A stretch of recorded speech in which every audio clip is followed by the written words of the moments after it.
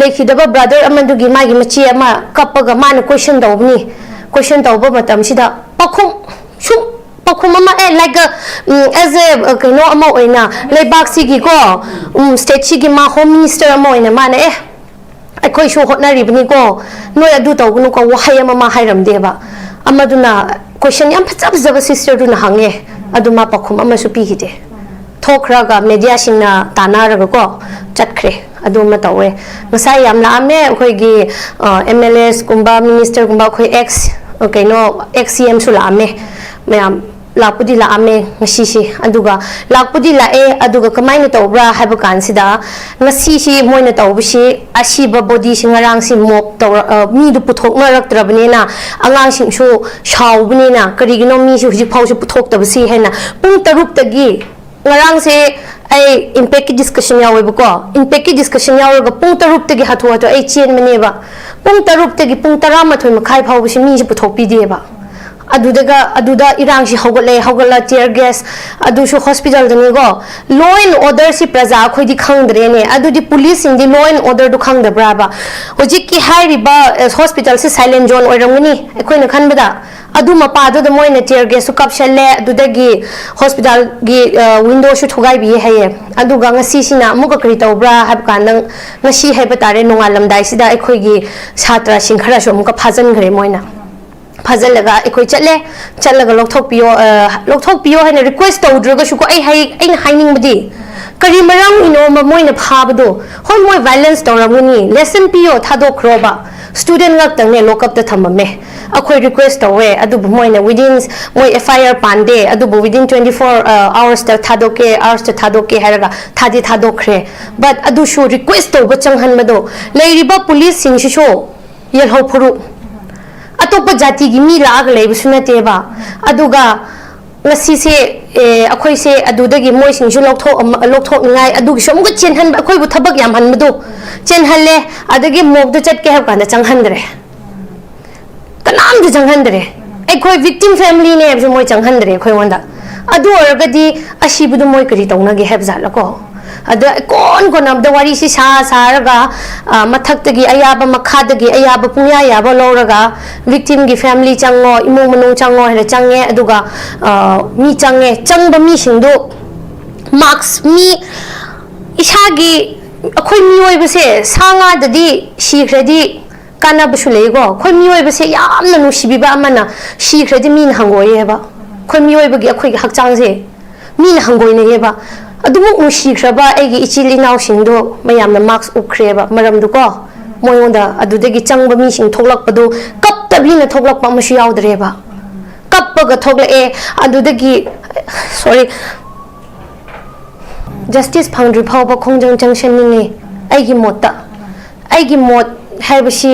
aionda su chanba mi leye moigi mot su sengna hairaga adubo अखोगी नागागे अमा लेये मयाई चनसलगा justice फंगना मयाई चनबा कांदा ngसाइगी मजाति मसक खंगदबा कांगुदो अदुना हाइबदा हेक्ता अदुरोम चखिएबा खोय नागा मरक्तनी गो अदुबो हंदक्ति मिसिमिनाने हंदक्ति ओक छु कोंगरोइसे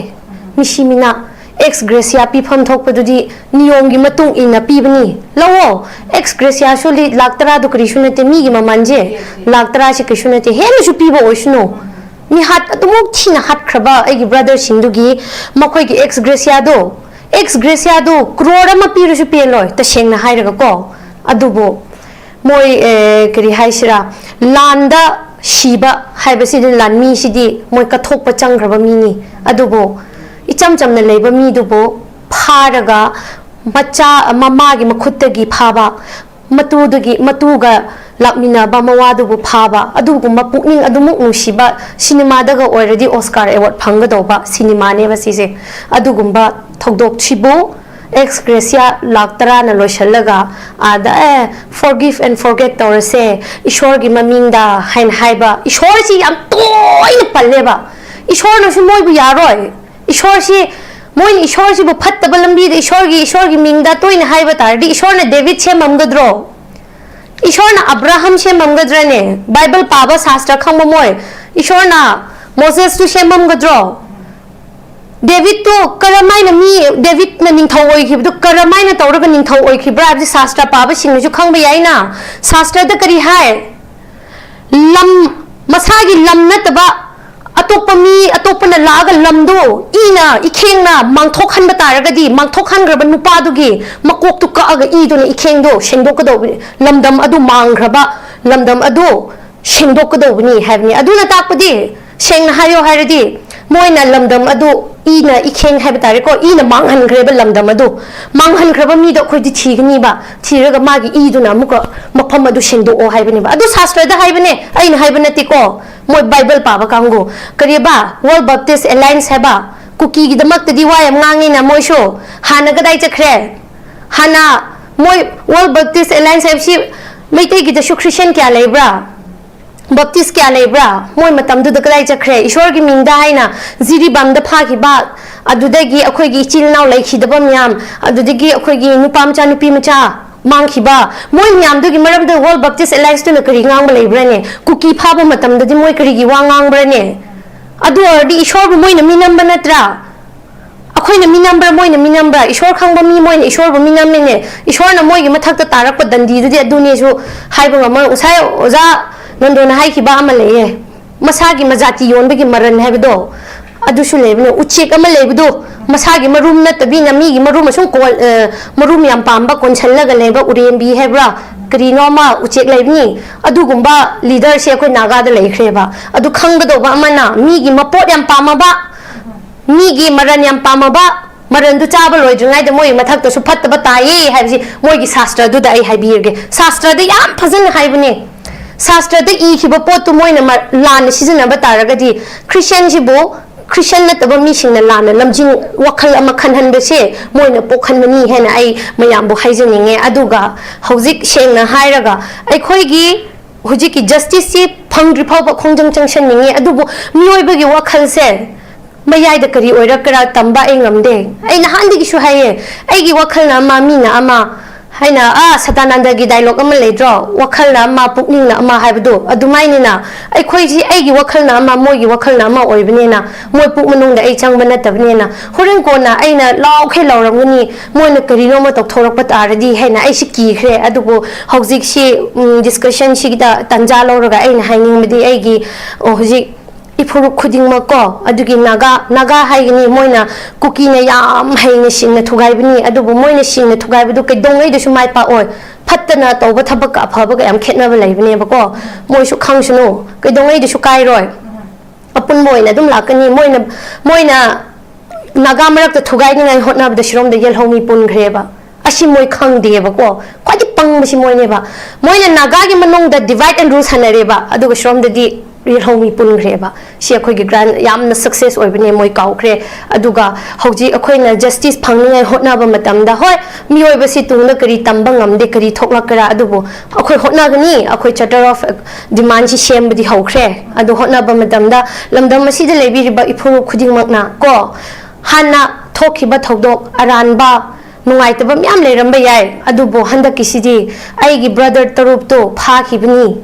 adu moigi the mak the justice phangnia hotnabada lamdam sida lebiriba aigi yellow proof ichina kuting makna ekhoi gi the mak the lepiyo haina ai aroi bisida I haijani aduna hauji se akoin hauji cho buhang lai se ekhoi gi justice se kanana ngasi masi kanan pi duino mayam chlai se hangaga lai gamen chlo phom to padai to ko tum logdana dum lai aduga huji akoi irang mayam am thokre trong lawbi ge hairo aduda seneki hairaga pungnem nembe mongda mung laigre following the incident mathang mayam mung lai adu huji kan thadu wen lawram adu huji iren jana akoi ge asi bak chang wena akoi gi khangde hairam adu da thanmo gi thadok gi nongan bada fangi aduna akoi gi justice huji kanan pi gani law and order si maintain tawba loina security gi pi begi responsibility si kana gi oidunu haiba chabu hangam su lai haitare asuna ai che julai che tanam nokchiri je akoi ngasi gi kanu sida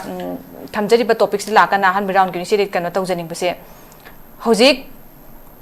taruk se he taramari thadu ki baga khangde na leiram potu asiba dead body wina fange ꯑꯗꯨꯒ date body ꯑꯣꯏꯅ ꯐꯪꯕꯁꯤꯁꯨ ꯑꯩꯈꯣꯏ ꯁꯣꯔꯁꯇꯒꯤ ꯐꯪꯕꯗ ꯑꯩꯈꯣꯏꯒꯤ ꯌꯥꯝꯅ ꯚꯥꯏꯂꯦꯟꯠ ꯑꯣꯏꯕ ꯃꯑꯣꯡꯗ ꯃꯣꯏꯒꯤ ꯍꯛꯆꯥꯡꯁꯤꯡꯁꯦ ꯍꯥꯏꯇꯥꯔꯦ ꯃꯣꯏ ꯀꯛꯊꯠ ꯈꯣꯠꯇꯠꯄ ꯈꯣꯠꯄ ꯁꯤꯒꯨꯝꯕ ꯌꯥꯎꯋꯦꯅꯁꯨ ꯍꯥꯏꯗꯦ ꯑꯩꯈꯣꯏꯒꯤ ꯍꯧꯖꯤꯛ ꯃꯤꯔꯦꯜꯁꯪꯗ ꯂꯩ ꯖꯦꯅꯤꯝꯁꯀꯤ ꯑꯗꯨꯅ ꯁꯤꯒꯤ ꯃꯇꯥꯡꯒꯤꯗ ꯂꯥꯛꯏꯕ ꯄꯣꯠꯁꯤ ꯍꯥꯟꯅ ꯑꯩꯈꯣꯏꯒꯤ ꯔꯤꯂꯤꯁ ꯇꯧꯔꯝꯕ ꯌꯥꯕꯒꯤ ꯑꯗꯨꯒꯨꯝꯕ ꯀꯝꯄ꯭ꯔꯣꯃꯥꯏꯖꯤꯡ ꯑꯩꯈꯣꯏꯒꯤ ꯀꯩꯅꯣ ꯁꯤꯆꯨꯋꯦꯁꯟ ꯑꯃ ꯐꯦꯁꯤꯂꯤꯇꯦꯠ ꯇꯧꯕ ꯌꯥꯗꯕ ꯖꯥꯠꯂꯥ ꯑꯩꯈꯣꯏ ꯒꯚꯔꯟꯃꯦꯟꯠꯒꯤ ꯁꯥꯏꯠꯁꯤꯡꯗꯒꯤ ꯀꯔꯝꯍꯥꯏꯅ ꯇꯧꯕꯅꯣ ꯑꯗꯣ ꯑꯩꯈꯣꯏ ꯍꯥꯠꯂꯝꯕꯅꯤ ꯍꯥꯏꯕꯁꯤ ꯃꯌꯥꯝꯅꯁꯨ ꯍꯥꯏꯅꯔ ꯂꯩꯔꯦ ꯃꯌꯥꯝꯅ ꯍꯥꯏꯕꯗꯨ ꯆꯨꯝꯕ ꯊꯣꯛꯂꯦ ꯑꯗꯨꯅ ꯍꯦꯛ ꯐꯥꯕ ꯅꯨꯃꯤꯠꯇꯨꯗ ꯇꯧꯔꯤꯕ꯭ꯔꯥ ꯅꯠꯇ꯭ꯔꯦ ꯍꯥꯏꯔꯀꯥꯟꯗ ꯃꯁꯤꯁꯦ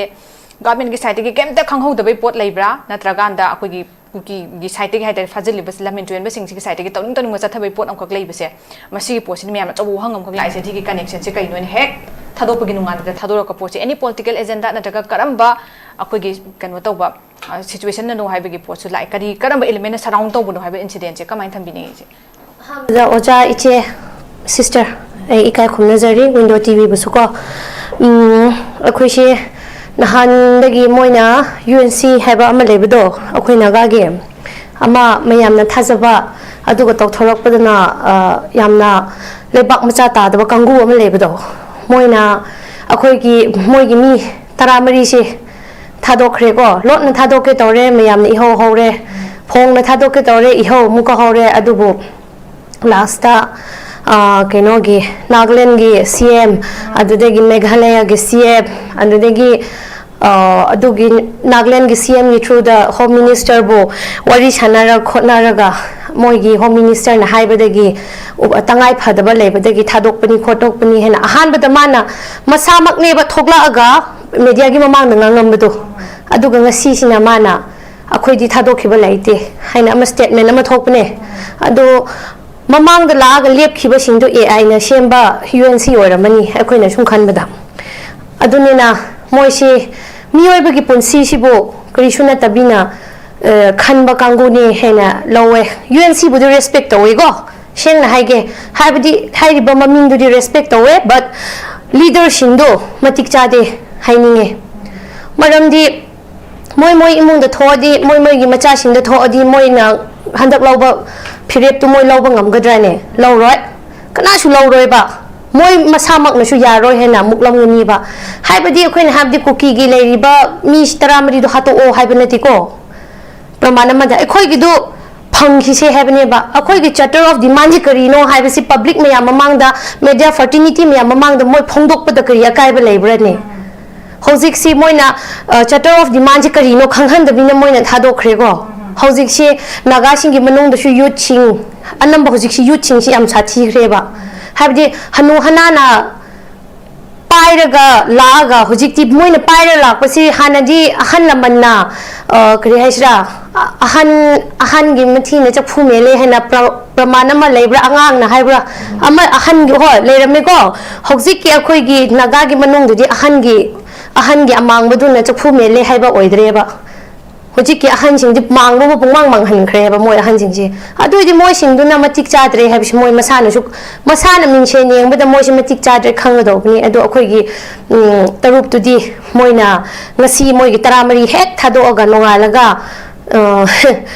करियबा फोर्सेस चामरी ग क्यानो थादोअगा स्निफर डॉग कुंबा थादोअगा तौबनि हाये अदुमाइना तौबा पोतु थाजबे याबा पोटलनि हान्ना अखोइगी सेंगना हायरगा अखोइगी सरकार से स्टेज मैनेज तौख्रेबा स्टेज ता मैनेज तौरगा ड्रामा गी टाइप ता तौबनिबा मोइना स्टेज ता मैनेज तौरा सनबम लेत्रा अदुगी टाइप ता मोइसि तौख्रेबा अदु तौबदु अदु सनबदु मोइना सनबनिना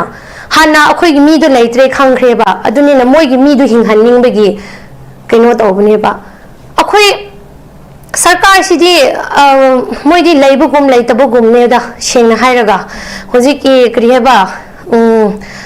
की चीफ डिप्यूटी चीफ मिनिस्टर ने है नुपीदो अदु मादी कइनोनेबा डिफेक्टो चीफ मिनिस्टर दि मानेबा असेंबा चीफ मिनिस्टर असेंबदि मा ओइरमदोइनेबको अदुनिना अखोइदि कुकी ग यानादे हायरगा डिमांड फंगोइदोबो मफमदुदा लाइक चीफ मिनिस्टर ने ना अखोइनिदि सिदा लेबा चीफ मिनिस्टर अदुगा सिदा पॉलिटिशियन ओइरिबा सिदा लेरिबा मोइगी अखोइ 50 है बतारे 49 अमा लेखिद्रेको नागा गिसो अखोइ 49 दुदे यामना एक्सपेक्टेशन चाउना थम्मुबनेबा अदु मोइदि मोइना मिनम्बा मोइनासु अखोइबु मिनमख्रे मिनम्बा मोइना मिनम्बदि लाइरदना नागागी CSO सिंगदगिसु मिनम्बा यावेबासि फोंग हाइगेबासि मिनमद्रगदि मोइनासु moi ki jati du kandraga mi ki jati kange haina khanbadu na karigi jati du ki leader oibre ne for example moi du all manipur haba name ko title ama the like all manipur gi association ama organization ama da gi moi si leader ne haiba taragadi apun bagi oiba gi wafam moi ngang ba yaye ba aduna tabinna united naga council hebne ba naga panmane ba naga kan panba moina akhoi naga sing bu kange hebogi wakhal du khandraga atokpa naga ga kapnaraga naga bu hatliba mi du bu moina kange hena khanbadu di moigi wakhal du karamba wakhal ko asisi yamna akhoi won su numito moigi mi thadoki ba numito akhoi gi mi leye leite hena khangdungai da akhoi tumpham chapam khangde ba adu kimati wakhal nuai taba karino haina si akhoi khakto oiramoi yelhomi oiriba khuding maksu tumpham chapam khangoi aina khanmada mayam si prop chakna ramni ba tawrisi karino na adu na takpadudi majati kandraga mi jati kange haiba leader tudi leader oibin matik chade moi ama lere ko adu ka hoje akhoi gi brother sing du phanga ga ngarang akhoi bu sanaba si moi si rims ta purokni han ba hairame ba adudagi jenims ta haibadagi mayam si jenims thomjan halaga ne yam ngakpa amana rims ki forensic si de thamme hebi pausi akon mu da khangabune ba khangaga moi gi hakchang duda phummaga thamamira natragan hungdoga thamamira haibase hojikti hojiki moi gi identify to bachangba family singduna masadu da amot pati pakti haireba adubu khong khutsi tongan leire mi si mari di identify to bangami makokak pasu yauri khot pasu yauri asi bu mioi bagi li chatlane asi shumai na tawre khotleng sai home minister su la ame akhoi leibu kanda la aga lekhidaba brother amandu gi ma gi machi ama kapaga man question dawba matam sida pakhum ama like as a kino ama oina lebak si gi ko state si gi ma home minister ama oina mana akhoi shu hotnari bni ko noi adu tawgunu ko wahai ama ma hairam deba amaduna question yam phajaba sister du na hange aduma pakhum ama su pi hide thokraga media singna tanaraga ko chatkre aduma tawe ngasai yam la ame khoi gi MLS kumba minister kumba khoi ex kaino XCM su la ame mayam lakpudi la ame ngasi si aduga lakpudi la aduga kamaina tawbra haiba kansida ngasi si moina tawbisi asiba body singarang si mok taw mi du puthok na raktrabne na angang sing su shawbne na karigino mi su hiji phau su puthok tabsi hena pung tarup tagi ngarang se ai impact discussion yawe ko impact discussion yawe ga pung tarup tagi hatwa to ai chen mane ba pung tarup tagi pung tarama thoi makhai phau bisi mi su puthok pi de ba aduda irang si hogala tear gas adu su hospital dani go law and order si praja khoi di khangdre ne adu di police in di law and order du khangda braba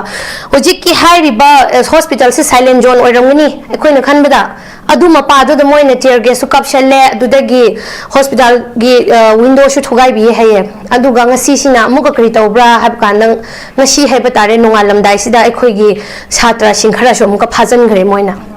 फजलगा एकोई चलगा लोथोक पियो है request तौद्रगा सुको आई हाइनिंग बदी करी मरंग इनो Moina फाबदो होय मोय violence तौरमनी lesson पियो थादोख्रोबा student गक्तंग ने look up त थममे अखोय रिक्वेस्ट तौवे अदु मोइना विदिन मोय एफआईआर पांडे अदु विदिन 24 आवर्स त थादोके हरगा थादोख्रे बट अदु शो रिक्वेस्ट तौब चंगहनमदो लेरिबा पुलिस सिंगसिसो यलहो फुरु अतोप जाति की मी लाग लेबसु नतेबा अदुगा ngasi se akhoi se adudagi moi sing ju lokthok ngai adugi som gu chen han akhoi bu thabak yam han madu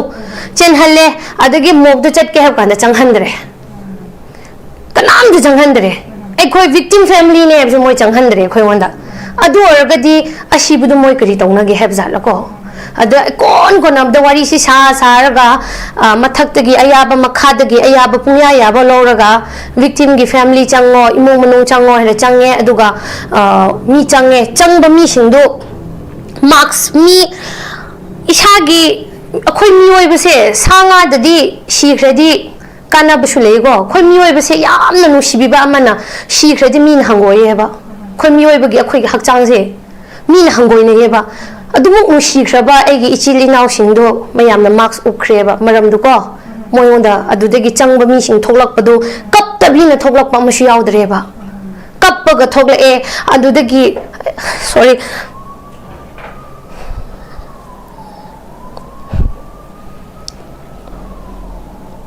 aduna asi akhoi yam thina very inhuman oiba akhoi yamna violent act of terrorism gi mai thlara ba khudam mamang da samay mam thokre akhoi amuka na ningsing begi tanda loki zidi gi da pik pa ngang kari su khangjadri ba akhoi saram chat ki oiba du ma thong jatharak pagi akhoi na adu ba ugre adu ngasi akhoi gi mioi ba si akhoi gi amna akhoi gi wahai na phaba ward na phaba imung manung gi awa ba mi kano sing duna thengaram ga dawba adu phongdok na bagi matik chamba kano se leitre haidra adu nga sigum ba akhoi ki tamthiba kano si micham sing sigi masdai da trip tawrakan da irang seida kaya kaya hat ki gadawi haibagi se aso wahang ama leiri micham sing se kaya seida akhoi gi kano helakan da masigi irang si sigi akhoi gi victim helakan loisin hangadri imung kaya gi akhoi gi sigumba mikap mirau khol gi si kaya am tholak ke ba wahang se ma akhoi leiri haidra aduna sakana kari gi damakta se phawboda akhoi gi tawba ya thabuk se paikatan thamase makhoi gi makhong makhut punchilaga thamase kai gino akhoi gi manipur akhoi gi state si akhoi indian state si akhoi gi federal structure ni adu masi se manage federal structure dug ma oidabra adagi loin everything you know akhoi gi kanona state se gi myam sona highlight akhoi gi center de gi control tawraga leiba dugumba manage and control federal structure ama khaktuda salai raga leibra kari gi damakta akhoi gi lamdam asi gi adugumba achokba mapim pa oiriba akhoi gi home minister na victim के family दे के हंगबा अदुगा victim के family के थमोइ से pen न बखुजि following the incident करी गुंबा चप चाबा दु मवहाई म कांगथोक पंगमबगी अदुगी power द मंगन करी दम के लैतबनो अदु तारगदी कनागी कनो खुगी याथंग नत्रगा खुदी कमान माई statement दु पिन बैतम त गाइरगा लैबनो महा के केमता power लैत्रब्रा chief minister सो दु मंगाई सिदा खुगी प्रजा के पेन दबे पोचे म्याम लाइदुना खुगी justice से कनाना पिदुइनो हुजि हुजि लैदबे justice से फंगन गदर ब्रा नत्रगा ममांग थोकी थोकी बदमाइन अदुम silent से दम लैकिदर हाइबसे चौबा खुगी वहंगम खग लाई हाइतारे आई इमा रखबा हुजि हुजि थोइबा छिदा justice फजना पुंगफान deliver तहनबा तुंगदा लाकदबा खुदोंतिबा future tragedies ma'am दसु public solidarity की दरकार लेबा तंगाई फदबा तुमक अदुम लै आई से जुलियादा से अरोइबा closing di बाकी से हुजि हुजि से अखोइ मैम justice पामी अदु मागी ex gratia पीबनि खंगदे अमनि खंगदे सकाई मके तखम तोप तौदबा यादबा दुदि तौबा ताबने दुम अदुदा मसेदा लाक्सनिंग जे हुजि थोक्तिबा अछिबा तरुक से फंगबसिगी मतुंगदा मयाम गी लैरिबा अखोइगी कनो हाइतारे sentiment haidra sentiment अदुगा खोरांग गसावबगी चांगसि हेना सुम अखोइगी अचुम बदुरी फंगौनबा चांगसिन बदुरी यामना मक्ता गाय फदबनी अदुना हुजिक्सी इरांग से स्कारलेट तोरकपगी याबगी अदुमा इंगित उब्रा नत्रे हायरा कांदा तुमिना साइलेंट होगी दुरा नत्रगा जे जस्टिस मा पुंगफाना डेलिवर तौगद्रा हाइबा क्वेश्चन जो हंगी करी म थंबिनिगी ꯑꯩꯒꯤ ꯃꯣꯠꯇꯗꯤꯀꯣ ꯖꯁꯇꯤꯁ ꯐꯪꯗ꯭ꯔꯤ ꯐꯥꯎꯕ ꯈꯣꯡꯖꯪ ꯆꯪꯁꯟꯅꯤꯡꯉꯤ ꯑꯩꯒꯤ ꯃꯣꯠꯇ ꯑꯩꯒꯤ ꯃꯣꯠ ꯍꯥꯏꯕꯁꯤ ꯑꯩꯉꯣꯟꯗꯁꯨ ꯆꯥꯟꯕ ꯃꯤ ꯂꯩꯌꯦ ꯃꯣꯏꯒꯤ ꯃꯣꯠꯇꯁꯨ ꯁꯦꯡꯅ ꯍꯥꯏꯔꯒ ꯑꯗꯨꯕꯨ ꯑꯩꯈꯣꯏꯒꯤ ꯅꯥꯒꯥꯒꯤ ꯑꯃ ꯂꯩꯌꯦ ꯃꯌꯥꯏ ꯆꯟꯁꯜꯂꯒ ꯖꯁꯇꯤꯁ ꯐꯪꯅꯤꯡꯉ ꯃꯌꯥꯏ ꯆꯟꯕ ꯀꯥꯟꯗ ꯉꯁꯥꯏꯒꯤ ꯃꯖꯥꯇꯤ ꯃꯁꯛ ꯈꯪꯗꯕ ꯀꯥꯡꯕꯨꯗꯣ ꯑꯗꯨꯅ ꯍꯥꯏꯕꯗ ꯍꯦꯛꯇ ꯑꯗꯨꯔꯣꯝ ꯆꯠꯈꯤꯌꯦꯕ ꯑꯩꯈꯣꯏ ꯅꯥꯒꯥ ꯃꯔꯛꯇꯅꯤꯀꯣ ꯑꯗꯨꯕꯨ ꯍꯟꯗꯛꯇꯤ ꯃꯤꯁꯤ ꯃꯤꯅꯥꯅꯦ ꯍꯟꯗꯛꯇꯤ ꯑꯣꯛꯁꯨ ꯀꯣꯡꯉꯔꯣꯏꯁꯦ ꯃꯤꯁꯤ ꯃꯤꯅꯥ ex gratia pifam thokpadudi niyomgi matung ina pibani lawo ex gratia soli laktara du krishunate mi gi mamanje laktara si krishunate henu su piba oisno mi hat atumuk thina hat khraba agi brother sindugi makhoi gi ex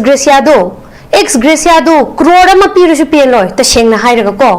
adubo moi kri haisira landa shiba haibasi lanmi sidi moi kathokpa changkraba mi ni adubo इचम चमन लेबा मीदुबो फारगा मच्चा ममागी मखुत्तगी फाबा मतुगा लाकमिनाबा मवादुबो फाबा अदुगुम पुकनिंग अदुमुक नुसिबा सिनेमादगा ओइरदि Oscar award फंगदौबा cinema ने बसिसे अदुगुम्बा थौदोक्सिबो x gratia लाक्तरा न लोइसलगा आदा forgive and forget तौरसे ईश्वर की ममिंगदा हाइन हाइबा ईश्वर सी याम तोइन पल्लेबा ईश्वर नसु मोइबु यारोय ईश्वर से मोइन ईश्वर से फत्तब लंबी ईश्वर की मिंगदा तोइन हाइबा तारदी ईश्वर ने डेविड से ममगद्रो ईश्वर ना अब्राहम से ममगद्रने बाइबल पाबा शास्त्र खंग मोय ईश्वर ना मोसेस तु से ममगद्रो डेविड तो करमाइन मी डेविड ना निंथौ ओइखिबदु करमाइन तौरगा निंथौ ओइखिब्रा बि शास्त्र पाबा सिंगजु खंग याइना शास्त्र द करी हाय लम मसागी लम नतबा अतोपना लाग लमदो इना इखेंगना मांगथोखन बतारगदी मांगथोखनग्रब नुपादुगी मकोकतु काग इदुना इखेंगदो शेंगदोकदोबनी लमदम अदु मांगग्रबा लमदम अदु शेंगदोकदोबनी हैबनी अदुना ताकपदी शेंगना हायो हायरदी मोइना लमदम अदु ina ikheng hai batare ko ina manghan greba lamdam adu manghan greba mi do khoi di thigni ba thiraga magi I du na muka mafam adu sengdo o hai bani ba adu sastra da hai bane aina hai bane ti ko moi bible pa ba kango kariba World Baptist Alliance haba kuki gi damak tadi wa yam ngangi na moi sho hana ga dai chakre hana moi World Baptist Alliance hai si meite gi da Christian kya lebra Baptist kya lebra moi matam du da kadai chakre ishwar gi mingda haina ziri bam da pha ki ba adudagi akhoi gi chil naw lai khi da bam yam adudagi akhoi gi nupam cha nupi macha mang khi ba moi myam du gi maram da World Baptist Alliance tu na kari ngang ba lebra ne kuki pha ba matam da di moi kari gi wa ngang bra ne adu ardi ishwar bu moi na minam ba natra akhoi na minam bra moi na minam bra ishwar khang ba mi moi na ishwar bu minam ne ishwar na moi gi mathak ta tarak pa dandi du di adu ne su hai ba ma usai oza nando na hai ki ba ama le masagi majati yon bagi maran hai do adu su le no uchek ama le do masagi marum na tabi na mi gi marum sung ko marum yam pamba kon challa ga le ba urem bi hai bra kri no ma uchek le ni adu gumba leader se ko naga da le khre ba adu khang do ba amana mi gi mapot yam pama ba mi gi maran yam pama ba maran du chaba loi jungai da moi mathak to su phat ba ta ye hai bi moi gi sastra du da ai hai bi ge sastra da yam phazan hai bane Sastra da I ki ba pot tu moi na lan season na batara ga di Christian ji bo Christian na ta ba mi sing na lan lamjing wakhal ama khan han be se moi na pokhan mani he na ai mayam bo haijani nge aduga hojik sheng na hairaga ai khoi gi hojik ki justice si phangri phau ba khongjang changshan ninge adubu mioi ba gi wakhal se mayai da kari oira kara tamba engamde ai na handi gi shu haye ai gi wakhal na ma mi na ama haina satananda gi dialogue ama le draw wakhal na ma pukning na ama haibdo adumai ni na ai khoi ji ai gi wakhal na ama moi gi wakhal na ama oibne na moi puk manung da ai chang bana tabne na horen ko na ai na law khe lawram ni moi na kari no ma tok thorak pat aradi haina ai si ki khre adugo hojik si discussion si da tanja lawraga ai na haining medi ai gi hojik ifuru khuding ma ko adugi naga haigini moina kuki na yam haine singna thugai bini adubu moina singna thugai bu ke dongai de sumai pa oi phattana tawba thabak afaba ga yam khetna ba laibne ba ko moi su khang sunu ke dongai de su kai roi apun moina dum lakani moina naga marak ta thugai ni ngai hotna ba shrom de yel homi pun ghre ba asi moi khang de ba ko kwai pang ba si moine ba moina naga gi manong da divide and rule hanare ba aduga shrom de di real homi pun ghre ba si akhoi gi grand yamna success oibne moi kau khre aduga hoji akhoi na justice phangni hotna ba matam da hoi mioi ba si tungna kari tamba ngamde kari thokla kara adubu akhoi hotna gani akhoi charter of demand si shem badi ho khre adu hotna ba matam da lamdam masi da lebi riba ifuru khuding makna ko hanna thokhi ba thodok aran ba